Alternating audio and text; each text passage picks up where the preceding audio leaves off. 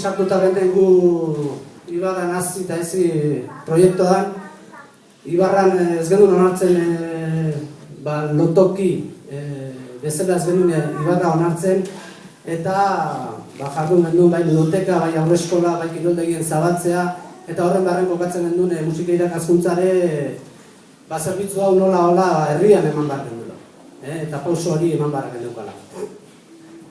Orduan, herri desberdinak juntatzen hasi ginen eta egin genuen hemengo lana izan zen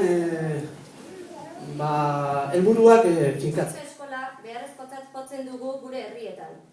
Gure herriek bizia izan dezaten eta gure haur naiz helduek kalitatezko musika hezkuntza jaso dezaten.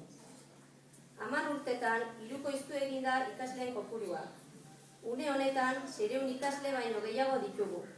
20 langile daude eta 8 herrik osatzen dute mankomunidadea.